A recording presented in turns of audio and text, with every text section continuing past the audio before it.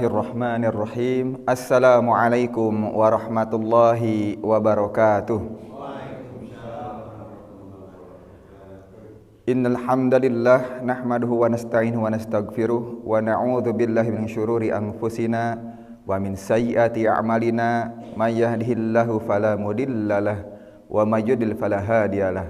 Asyhadu an la ilaha illallah wa asyhadu anna Muhammadan abduhu wa rasuluh alladzi la nabiyya ba'dah. Usolli wa usallimu ala nabiyyina Muhammadin sallallahu alaihi wasallam wa ala alihi wa ashabihi wa man tabi'ahu bi ihsanin ila yaumiddin. Amma ba'du. Qala Allah Ta'ala fil Qur'anil Karim, a'udzu billahi minasy syaithanir rajim. Iqra bismi rabbikal ladzi khalaq. Khalaqal insana min 'alaq. Iqra wa rabbukal akram. Alladzi 'allama bil qalam. Allamal insana ma lam ya'lam. Wa qala an-nabiyyu sallallahu alaihi wasallam, khairukum man ta'allamal qur'ana wa 'allamahu. Al-hadits. Alhamdulillah Bapak Ibu, pada pagi hari ini, pada subuh kali ini, kita atas izin Allah bisa dipertemukan kembali dalam belajar Al-Qur'an dari dasar. Insyaallah pada kesempatan kali ini kita akan membahas tentang kesalahan dalam membaca surat Al-Fatihah beserta konsekuensi hukumnya. Mari kita awali kajian kita, belajar kita pada pagi hari ini dengan sama-sama membaca basmalah. Bismillahirrahmanirrahim. Doa di pagi hari, Allahumma inni as'aluka ilman nafi'an wa rizqan thayyiban wa amalan mutaqabbalan. Amin amin ya Allah ya rabbal alamin. Di pertemuan sebelumnya kita sudah di Iqra 6 di level terakhir ya, di ujian terakhir. Nah sekarang kita mengevaluasi bacaan atau surat Al-Fatihah. Kenapa surat Al-Fatihah? Karena surat ini adalah surat yang sering kita baca dan khususnya ini menjadi rukun dalam sholat kita. Sehingga kalau tidak ada surat Al-Fatihah ini la sholata liman lam yaqra bi fatihatil kitab. Tidak dianggap sholat atau tidak menjadi sholat ketika surat Al-Fatihah itu tidak dibacakan. Maka surat Al-Fatihah ini sangat penting. Sebelumnya pernah kita bahas juga, penting dikaji lagi, dibahas lagi. Kenapa? Karena ketika kita membaca atau ada kesalahan dalam membaca surat Al-Fatihah, tentunya ada konsekuensi beberapa hukumnya. Maka dari itu insya Allah dikaji, diawali dengan bagaimana keutamaan membaca Al-Quran, pentingnya kita membaca surat Al-Fatihah dengan benar, dan kesalahan-kesalahan apa saja ketika membaca Al-Fatihah, khususnya Al-Fatihah, bagaimana syarat sah membaca Al-Fatihah, dan terakhir adalah ditutup dengan nasihat untuk diri sendiri dan jamaah semuanya. Maka dari itu, ketika keutamaan membaca surat Al-Fatihah, banyak sekali keutamaan-keutamaannya. Tadi diantaranya kita tidak akan sah ketika tidak membaca surat Al-Fatihah, tidak sah sholat khususnya. Kemudian Al-Fatihah juga ini menjadi ummul kitab, pembuka daripada Al-Quran. Kemudian disebut juga sebagai asyifa, sebagai penyembuh. Kemudian banyak sekali al-wiqoyah, sebagai pelindung. Kemudian banyak sekali sebutan-sebutan untuk surat Al-Fatihah atau as-sabu al-mathani, 7 ayat yang berulang-ulang. Maka dari itu disampaikan oleh Rasulullah Shallallahu Alaihi Wasallam, surat Al-Fatihah merupakan bagian dari surat Al-Fatihah atau ummul kitab, sebagai pembuka daripada Al-Quran. Maka disampaikan, alladzi yaqra'ul Qur'ana wa huwa mahirun ma'as safaratil kirami al-bararah walladzi yaqra'ul Qur'ana wa yata'ta fihi wa huwa alaihi syaqun lahu ajrani. Maka disampaikan oleh Rasulullah Shallallahu Alaihi Wasallam, seseorang yang lancar membaca Al-Quran akan bersama para malaikat yang mulia, lagi senantiasa taat kepada Allah. Kemudian selanjutnya, adapun orang yang membaca Al-Quran yatata itu dengan terbata-bata dan kesulitan ketika misalkan sudah belajar, sudah kita berusaha untuk belajar Al-Quran tetapi masih terbata-bata, belum lancar, maka ia mendapatkan 2 pahala. Maka dari itu ketika kita belajar Al-Quran, ketika kita sudah mahir membaca Al-Quran dapat ganjarannya dari Allah Subhanahu wa taala. Amin ya Allah ya rabbal alamin. Jadi jangan sampai kita putus harapan, jangan sampai kita menjadi aduh, Ustaz, saya tidak bisa membaca Al-Quran. Ustaz, saya terbata-bata. Saya belum fasih membaca Al-Quran. Ketika kita ada usaha, di antaranya ketika kita mau belajar, mau hadir di majelis ilmu, mau hadir di majelis Al-Quran, insya Allah tetap dapat nilainya, dapat pahalanya dari Allah Subhanahu wa taala. Maka dari itu, di hadis yang lain disampaikan dalam hadis muttafaqun alaih, qiraatul Fatihah wajibah fi shalah. Maka membaca surat Al-Fatihah itu adalah wajib. Wa ruknun min arkaniha, dan menjadi rukun, salah satu rukun dalam solat. Kenapa menjadi rukun? Karena ketika kita dalam solat itu, misalkan ketika langsung takbiratul ihram, langsung misalkan membaca surat pendek, tidak membaca Al-Fatihah, atau misalkan kita masbuk takbiratul ihram kemudian langsung duduk di antara dua sujud, maka ada yang terlewat sehingga kita harus menyempurnakan bacaan Fatihah kita dengan menambah rakaatnya. Disebutkan pula salat itu adalah yang diawali dengan takbiratul ihram dan ditutup dengan salam, dengan gerakan-gerakan dan bacaan-bacaan salat yang disyariatkan. Maka di antaranya adalah salah satu rukun salat adalah bacaan Al-Fatihah. La tasihu illa biha, maka tidak ada akan sah ketika tidak membaca surat Al-Fatihah. Nah, ini menurut riwayat Ahmad. Kemudian menurut riwayat Ahmad, kemudian riwayat Imam Malik, Ats-Tsauri, Asy-Syafi'i, kemudian diriwayatkan dari Umar bin Khattab, Utsman bin Affan, dan Sa'id bin Jubair. Secara jumhur ulama, la salata liman lam yaqra bi Fatihatil kitab. Maka tidak dianggap salat ketika kita tidak membaca surat Al-Fatihah. Maka lanjutan dari hadis ini, wa man taraka takbiratal ihram aw qiraatal Fatihah wa huwa imamun aw munfaridun batalat shalatuhu.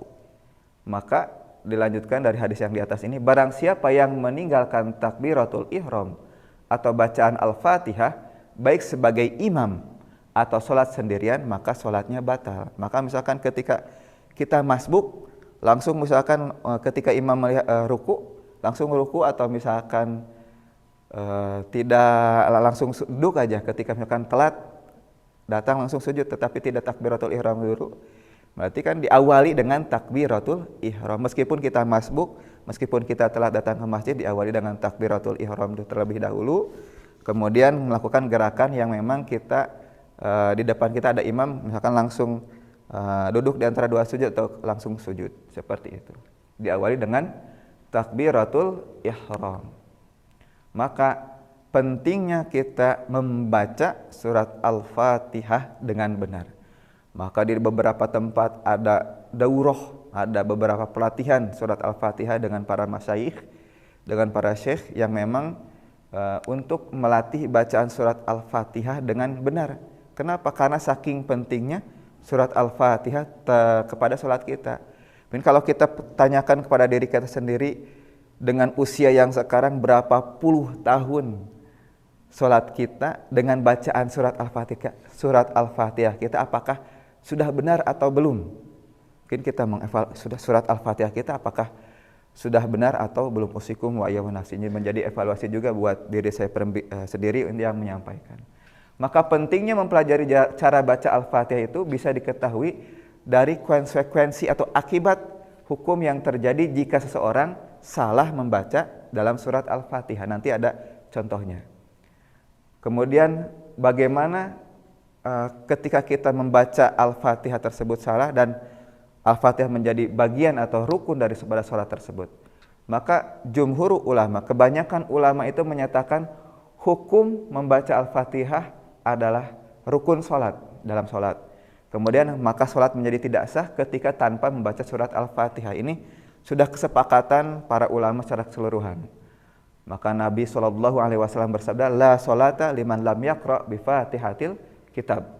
Tidak sah salat orang yang tidak membaca surat Al-Fatihah dalam salatnya. Nah, ini ada beberapa macam kesalahan dalam membaca surat Al-Fatihah. Ada yang memang tidak membatalkan salat, ada yang memang membatalkan sholat. Seperti apa contohnya?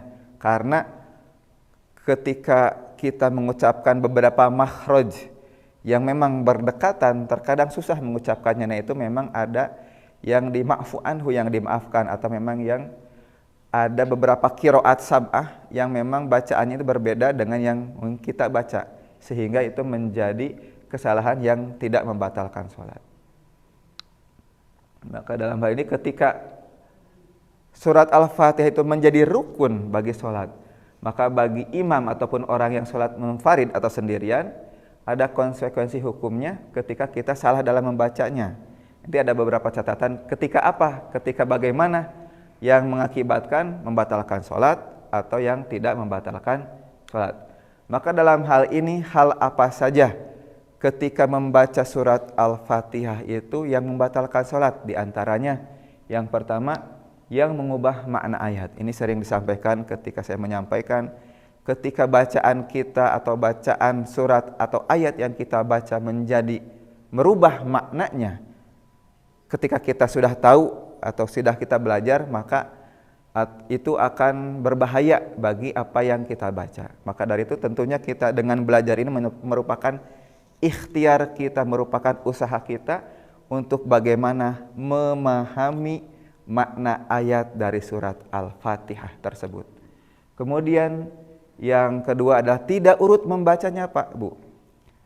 Kenapa tidak urut? Misalkan dari Bismillahirrahmanirrahim langsung ke Siratal ladzina an'amta alaihim, langsung ke Alhamdulillah. Nah, itu kan tidak urut membacanya, tidak sesuai dengan ayatnya, maka ini akan yang membatalkan sholat.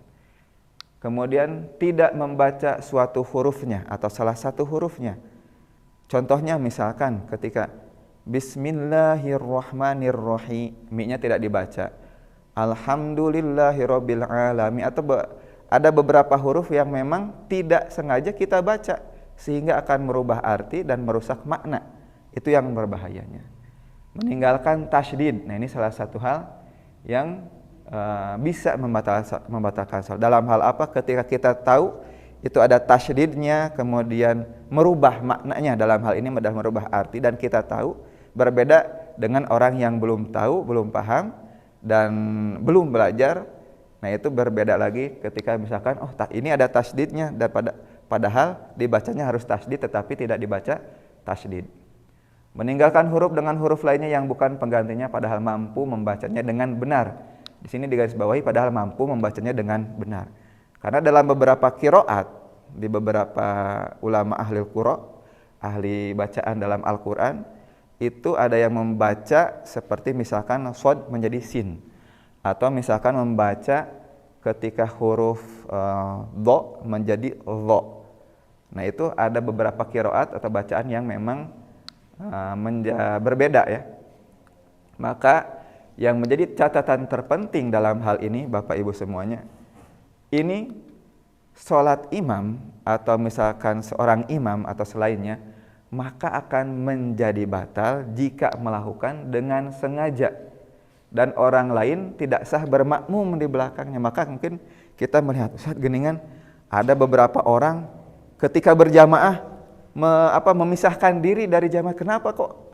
Apakah ini aliran tertentu ya, atau misalkan sebuah golongan tertentu? Tidak. Mungkin ya kita memahaminya, dia mungkin memahami, wah ini imam bacaannya tidak pas, tidak jelas, atau akan merubah makna, sehingga orang tersebut mentafarukkan diri, memisahkan diri dari jamaah sholat.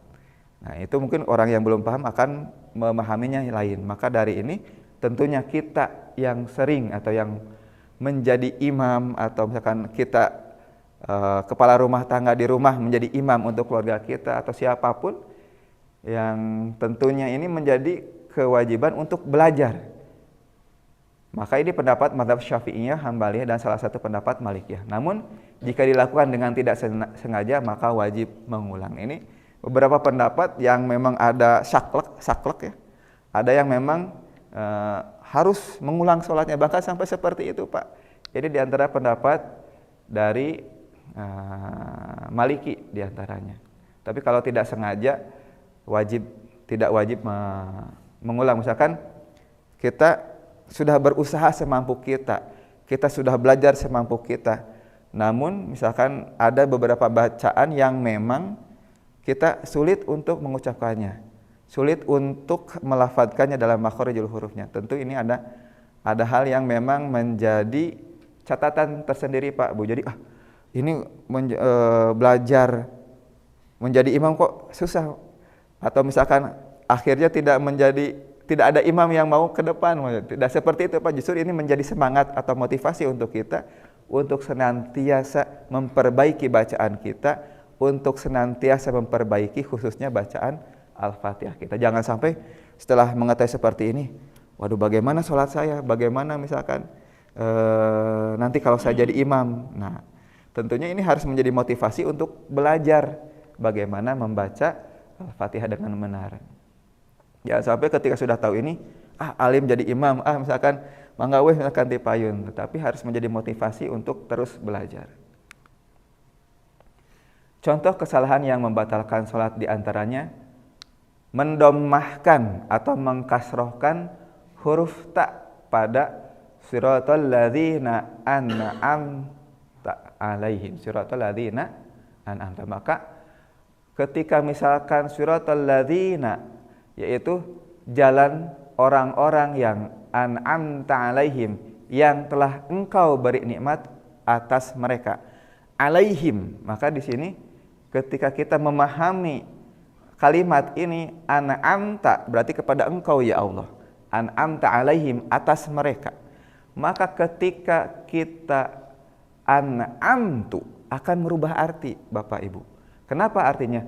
An'amtu siratal ladzina, maka menjadi jalan-jalan orang yang an'amtu, yang telah aku, yang yaitu yang membacanya aku memberi nikmat atas mereka, berarti bukan kepada Allah. An'amta alaihim atau an'amti itu untuk domir, atau misalkan kata domir yang nyambung untuk kamu perempuan. An'amti untuk kamu, ya, maka akan merubah arti. An'amtu, an'amti, nah, ini akan merubah arti. Kemudian mengkasrohkan huruf ka pada iyyaka, atau tidak mentasydidkan huruf pada ya. Iyyaka yang memang di sini ada tasydid, atau ada yang iyyaka, iyyaka di matobiikan, dipanjangkan. Ini akan merubah arti. Iyyaki, iyyaka hanya kepadamu, kepada engkau lah, ya, kepada Allah kita meminta tolong. Kalau iyyaki untuk domir perempuan Bapak Ibu, jadi iyyaki untuk domir perempuan. Mengganti huruf mim dengan nun pada as-siratal mustaqim, misalkan jadi mustaqin. Nah ini mustaqin, nah ini kan bukan mustaqim. Kalau mustaqim kan jalan yang lurus, tapi mustaqin akan berbeda lagi, bukan artinya lurus, mustaqim. Seperti itu beberapa kesalahan yang memang diantaranya Bapak Ibu ini yang bisa membatalkan sholat. Maksudnya sholat baik yang kita lakukan secara jamaah, secara munfarid, kemudian kita baik untuk yang dilakukan yang sudah balik dewasa, anak-anak yang memang sudah balik, kita yang tua, yang muda, laki-laki, perempuan, ketika misalkan memahami ini dan sudah pernah belajar ini, kemudian terus dibiasakan, ini yang berbahayanya Bu. Makanya tadi di pertanyaan yang pertama, sudah berapa tahun kita sholat, sudah berapa tahun Al-Fatihah kita benar, seperti itu. Nah, di sini kesalahan yang tidak membatalkan sholat. Imam Nawawi rahimahullah menjelaskan bahwa kesalahan membaca Al-Fatihah juga yang tidak mengubah makna ayat, maka hukumnya makruh. Namun jika disengaja, nah ini maka menjadi haram, tetapi tidak membatalkan sholatnya. Ini yang tidak membatalkan sholat, tetapi akan kalau disengaja akan berbahaya, maksudnya akan menjadi haram. Haram itu kan berarti karena ketika kita dilakukan dengan sengaja dan tahu artinya, seperti itu Bu. Kalaupun ia menjadi seorang imam, kemudian tidak membatalkan sholat makmumnya, namun makruh bermakmum di belakangnya. Wah iya imam anu bacaana sering salah wae, hawi mau ngamakmum jantan tejamaah, bukan seperti itu ya Pak Bu ya. Tetapi kita misalkan Nah, geuning jadi misalkan wah ieu imamna ieu geuning bacaanna, aduh pabaliut kieu gitu nya. Kalau misalkan apa imamnya sadar dan tentunya mau belajar akan mengetahui mana yang memang harus diperbaiki bacaannya. Dan tentunya ini nanti ada nasihat di akhir slide di sini. Tidak membatalkan salat ini menurut pendapat jumhur atau mayoritas ulama. Jika ada orang yang lebih baik bacaannya, maka ia lebih utama menjadi imam. Tentunya ini ya menjadi PR untuk kita semua, bagi kita dan tentunya pengurus DKM, mau dimanapun misalkan kita berada, tidak hanya di sini saja, di tempat yang kita kunjungi, di beberapa tempat, ini menjadi PR. Kenapa PR? Kenapa?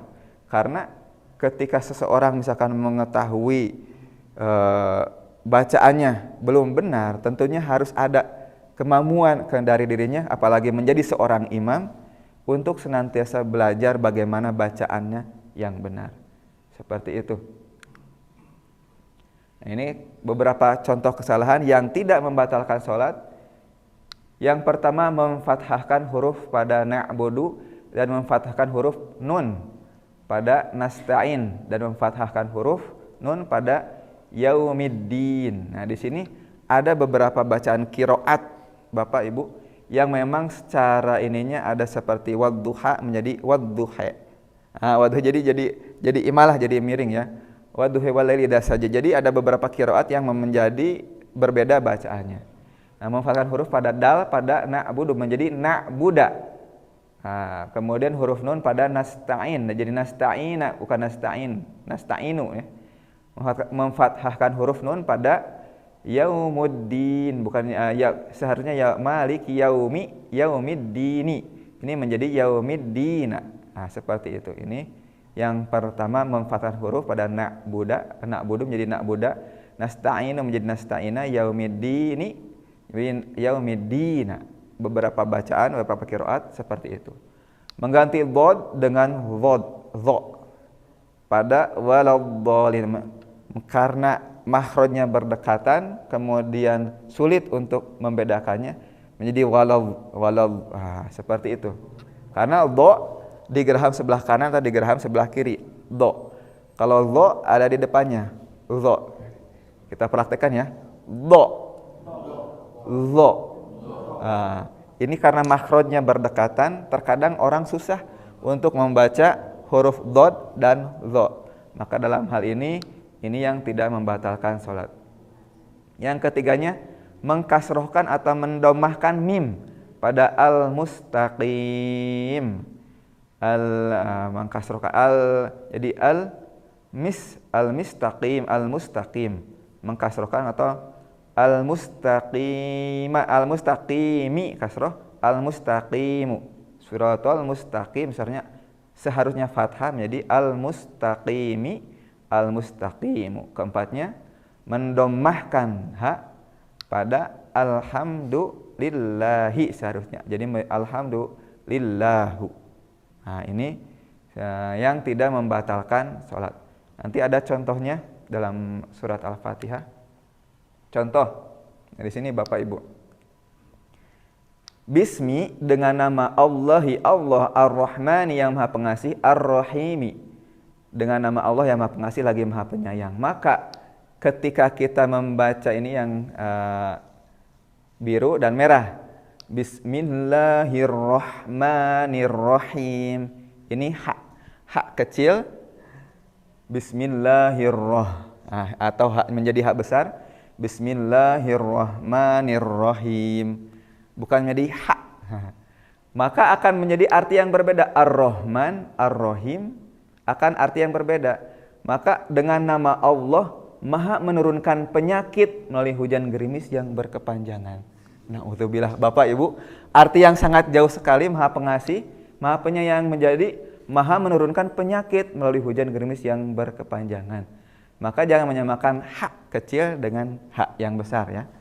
Jadi hak ini di bawah tenggorokan, hak yang besar ke atasnya lagi. Hak, mangga Bapak Ibu. Ar-Rahman. Ar-Rahim. Nah, berbeda dengan ha yang biasa agak ke atas. Ya. Ha, ha. Sehah. Nah, itu berbeda kalau ha yang besar seperti kita bilang ha yang untuk hakna diagengkeun teh nya apa ha untuk seperti itu, tapi ha yang memang kita seperti mengucapkan setiap hari gitu. Itu yang ininya ha kecil yang kita latih ya. Kemudian alhamdulillahi rabbil alamin, segala puji bagi Allah Tuhan semesta alam. Maka ketika kita haknya menjadi hak besar lagi, alhamdulillahi rabbil pakai bukan ain. Rabbil alamin, tidak rabbil alamin. Maka akan rubah arti ketika menjadi alhamdu. Kalau alhamdu segala puji, kalau pakai hak besar alhamdu segala diam. Lillahi hanya untuk Allah, segala diam pasif dan mati. Na'udzubillah, lillahi untuk Allah. Rabbil alamin, tidak memakai huruf ain Bapak Ibu. Maka ini sebagai Tuhan pemelihara segala penyakit. Alam, semesta alam dengan segala penyakit, jauh sekali artinya. Rabbil alamin atau atau misalkan terkadang ya ada jadi ngalamin. Wah itu sudah jauh sekali artinya. Ngalamin. Wah. Iya karena dialek ya Pak, dialek gitu. Ngalamin. Terkadang ada yang seperti itu mendengar, maka akan merubah arti yang merubah makna yang sangat jauh sekali, segala diam, pasif dan mati untuk naudzubillah.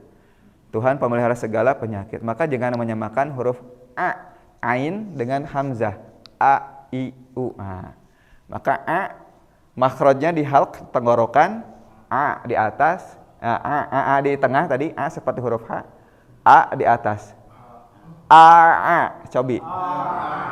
Nah, a'udzu billahi minasyaitani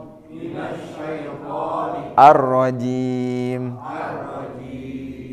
Nah, ketika ta'awudz atau isti'adzah pun bacaan ketika a'udzu itu huruf dal. Tapi ketika a'udzu saya kembali, a'udzu aku berlindung billahi kepada Allah.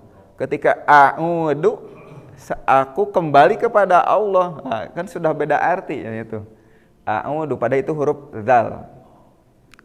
Contohnya selanjutnya Ar-Rahmanir Rahim, Maha Pengasih lagi Maha Penyayang. Kemudian tadi ketika haknya menjadi hak besar, Ar-Rahmanir Rahim, Maha menurunkan penyakit melalui hujan gerimis yang berkepanjangan.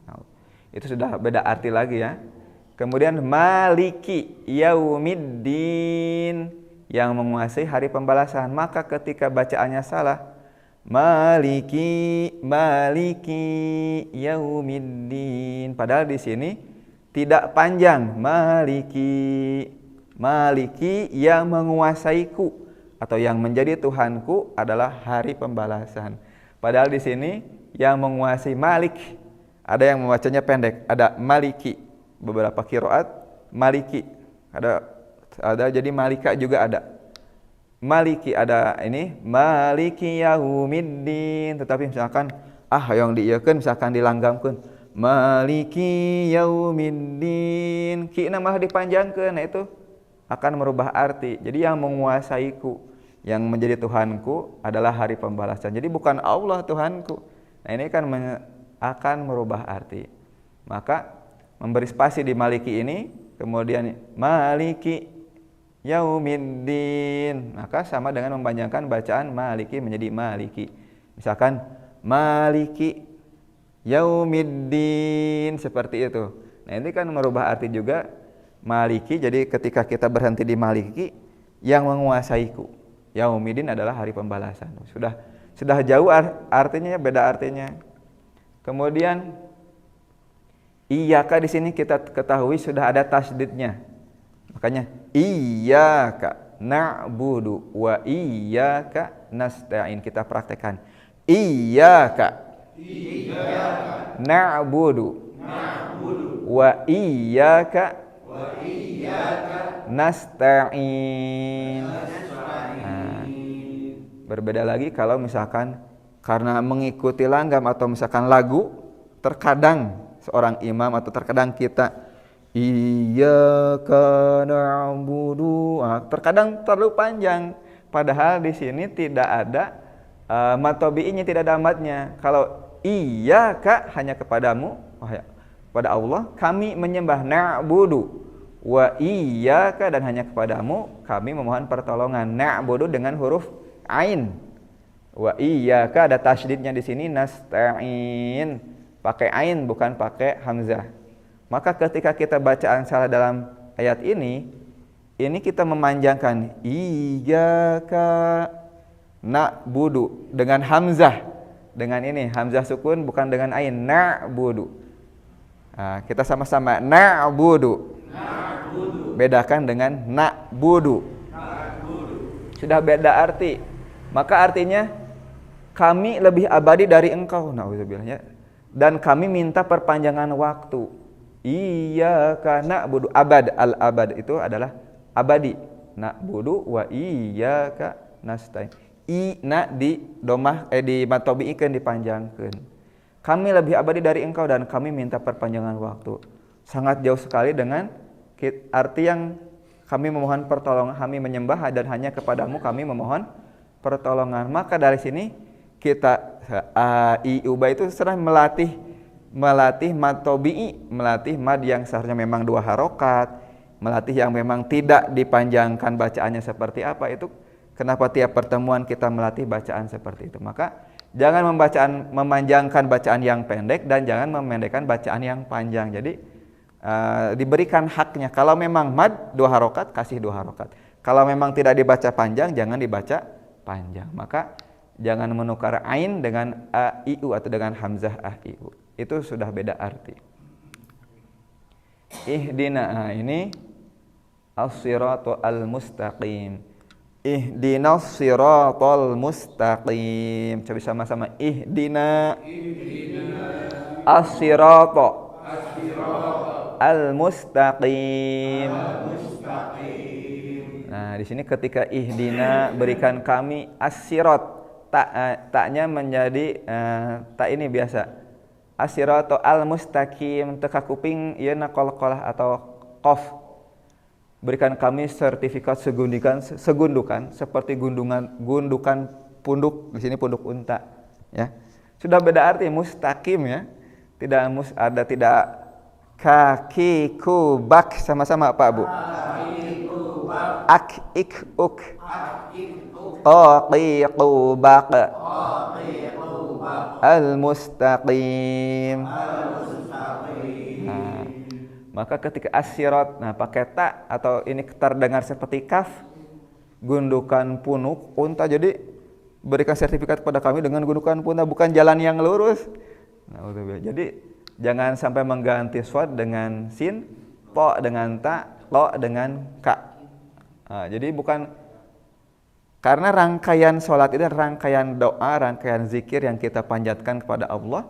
Jangan sampai ketika membaca yang salah sehingga maknanya yang salah. Maka ketika kita membaca surat Al-Fatihah malaweng henteu, sudah paham tidak arti dari bismillah itu apa, alhamdulillah itu apa, kemudian ar-rahmanir rahim itu apa, kemudian mahalik sampai siratal ladzina itu apa artinya. Jadi jangan sampai kita membaca surat Al-Fatihah malaweng kemana-mana, jadi tidak memahami mengerti artinya. Jadi sehingga ya jadi ada istilah STM, sholat terus maksiat jalan, karena sholatnya tidak menjadi tanha anil fahsya wal mungkar, seperti tidak memahami apa yang dikerjakan. Jadi hanya mengerjakan sholat, tidak mendirikan sholat. Kalau sudah mendirikan sholat akan menjadi tanha anil fahsya wal mungkar. Sholat akan menjadi tameng untuk mencegah dirinya menjadi perbuatan keji dan mungkar.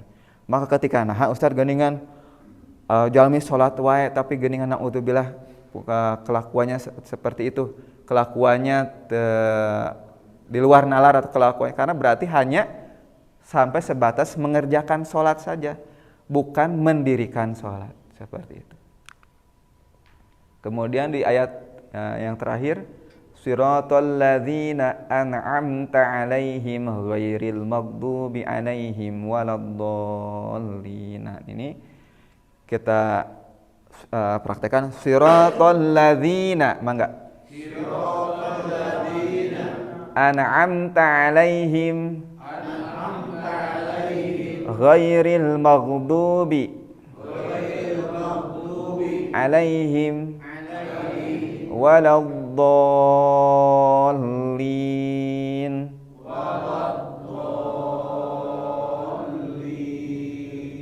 Sirata yaitu jalan, alladzina orang-orang yang an'amta yang telah engkau beri nikmat, alaihim atas mereka, ghairi bukan, al-maghdubi orang yang engkau murkai, alaihim atas mereka, wala dan bukan pula, ad-dallin jalan orang-orang yang sesat. Maka ketika kita membaca siratal ladzina an'amta, ini tidak ain, jadi an'amta, alaihim tidak ain juga, ghairi menjadi khairil makdubi, alaihim jadi hamzah, waladdallin.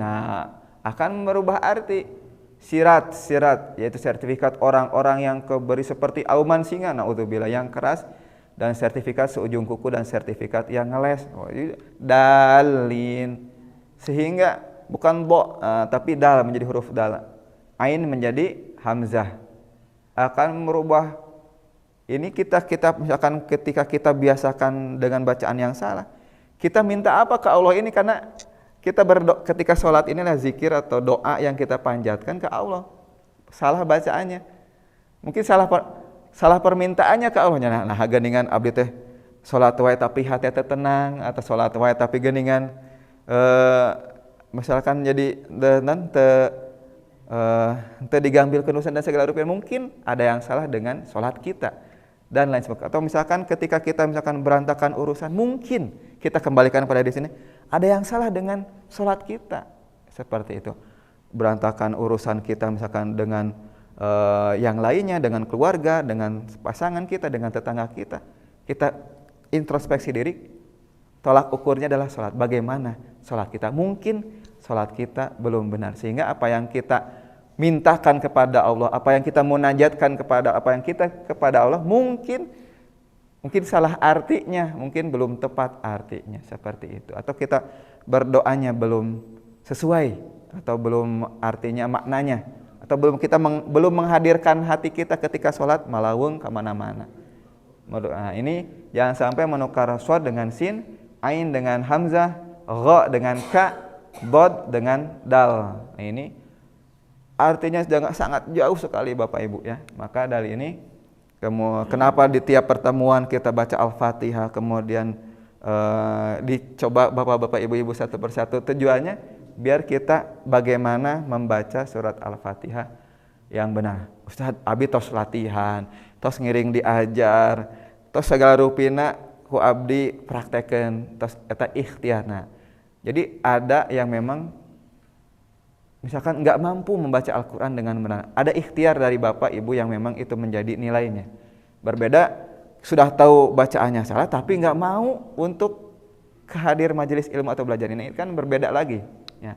Maka setelah kita mengetahui jenis-jenis kesalahan yang dapat membatalkan sholat atau yang tidak membatalkan sholat, maka Bapak Ibu perlu diketahui bahwasanya orang yang salah dalam membaca Al-Fatihah itu, kalau memang dia salah karena tidak mampu, maka sholatnya tetap sah Bapak Ibu. Karena apa? Ada kemauan dari diri kita untuk belajar, ada kemampuan dari diri kita untuk hadir di majelis ilmu yang memang mengkaji surat Al-Fatihah. Berbeda yang sudah diberitahukan, diumumkan, kemudian tetapi tidak ada keinginan atau tergerak hatinya untuk hadir atau memperbaiki bacaannya. Itu berbeda dengan yang memang mengusahakan diri untuk hadir dan belajar. Karena dikatakan Syekh bin Baz rahimahullah pernah ditanya, ayah saya itu seorang buta huruf, kemudian tidak bisa membaca atau menulis. Beliau rajin sholat di masjid tetapi tidak bisa membaca Al-Fatihah dengan baik. Apakah sholatnya diterima? Ini ada pertanyaan seperti itu Pak. Maka Syekh bin Baz rahimahullah menjawab, ajarilah beliau agar beliau bisa belajar membaca Al-Fatihah dengan benar. Jika beliau tidak mampu, salatnya tetap sah berdasarkan firman Allah, fattaqullaha mastata'tum. Maka bertakwalah kepada Allah menurut sekemampuanmu. Sudah belajar, sudah ikhtiar, sudah bagaimana kita membaca atau makhrijul hurufnya, tetapi ya semampunya memang seperti itu, terbatas. Nah itulah fattaqullaha mastata'tum, bertakwa semampu kalian, seperti itu. Jadi maka di sini tentunya ada ikhtiar dulu. Berarti ini seorang anak, ajarilah seorang anak mengajarkan kepada ayahnya. Tapi kalau misalkan sudah belajar tetapi tidak mampu, sholatnya tetap sah. Tetapi ya mah sudah diketahui, sudah dia mah tahu bahwasanya tidak bacaannya kurang tepat, tidak benar, tidak mau belajar, itu kan berbeda, ya, Pak. Berarti kan ada yang salah, hatinya yang tidak mau tergerak gitu ya. Maka dari sini yang pertama yang harus digarisbawahi, tetap belajar surat Al-Fatihah, atau secara umumnya bacaan sholat kita, bacaan Al-Quran yang kita baca, kita tetap belajar semampu kita, berusaha untuk mempelajarinya. Sekarang banyak sekali majelis-majelis, bahkan tidak hanya offline saja, online sekarang banyak sekali caranya. Tentunya kita banyak cara untuk mengakses bagaimana membaca Al-Fatihah dengan benar, bagaimana membaca Al-Quran dengan benar. Maka mastata'tum sesuai dengan kemampuanmu, sesuai dengan kesanggupanmu. Maka sudah belajar, ada kemampuan atau kemauan dari diri kita untuk belajar. Bahkan disebutkan ketika seorang laki-laki datang kepada Nabi mengeluhkan bahwa dia tidak bisa membaca Al-Quran sama sekali. Sama sekali, Nabi bersabda di sini, ketika misalkan Al-Fatihah tidak bisa membaca, maka qul subhanallah walhamdulillah wala ilaha illallah wallahu akbar wala haula wala quwata illa billah. Tidak bisa membaca Al-Fatihah sama sekali, maka kata Nabi, ucapkanlah subhanallah walhamdulillah wala ilaha illallah wallahu akbar wala haula wala quwata illa billah. Zikir kepada Allah. Jadi Al-Fatihah enggak bisa, cok atau zikir gitu, kata Nabi seperti ini. Jadi bukan berarti perkataan subhanallah walhamdulillah wala ilaha illallah wallahu akbar wala quwata illa billah wala haula wala quwata illa billah menjadi ganti bacaan surat Al-Fatihah, bukan seperti itu. Kalau memang sudah mentok diajarkan Al-Fatihah tetiasa wae, nah iya subhanallah walhamdulillah wala ilaha illallah wallahu akbar wala haula wala quwata illa billah. Ya. Maka kalimat ini bisa menggantikan Al-Fatihah bagi yang tidak mampu. Barang siapa yang tidak mampu membaca Al-Fatihah, hendaklah membaca tasbih ini, tetapi tetap wajib berusaha mempelajarinya karena Al-Fatihah merupakan rukun sholat. Jadi atas izin Allah kita bisa mempelajari surat Al-Fatihah. Karena kenapa? Karena kalau misalkan memungkinkan kita untuk belajar, kenapa tidak? Jangan sampai mengganti dengan kalimat tasbih, tahmid, tahlil atau takbir ya, karena berbeda artinya. Tentunya tadi yang hadis sebelumnya, seorang anak mengajarkan kepada orang tuanya, atau misalkan kita kalau memang tidak bisa memohon kepada Allah, ya Allah mudahkanlah saya, mudahkanlah kami semua dalam membaca surat Al-Fatihah, dalam membaca Al-Quran, dan khususnya membaca atau menghafalkan, memahami surat Al-Fatihah ini. Kemudian disampaikan juga, ini sudah disampaikan pula Bapak Ibu semuanya, ketika memang misalkan kita tadi sudah ikhtiar, sudah belajar, sudah diajarkan sama anak kita, diajarkan sama keluarga kita, karena ada ikhtiar atau kemauan kita untuk belajar, tapi mentok, ya sudah, misalkan mastata'tum, sesuai dengan kesanggupan kalian. Maka dalam hal ini ada syarat sahnya membaca surat Al-Fatihah. Dalam kitab Safinatun Najah, ini yang pertama adalah tertib susunan ayatnya. Jadi ayat pertama sampai ayat terakhir, ayat ke-7 tertib. Kemudian yang kedua muwalah, tidak terputus. Misalkan kalau bukan uzur tidak terputus, maksudnya tidak berhenti di tengah-tengah ayat yang akan merubah artinya. Yang ketiganya menjaga huruf-hurufnya sesuai dengan makhrijul hurufnya semampu kita ya. Jadi kalau misalkan huruf yang tidak terbaca tidak sah salatnya. Karena dalam surat Al-Fatihah ada 156 huruf termasuk tasydid. Yang keempat memperhatikan tasydidnya.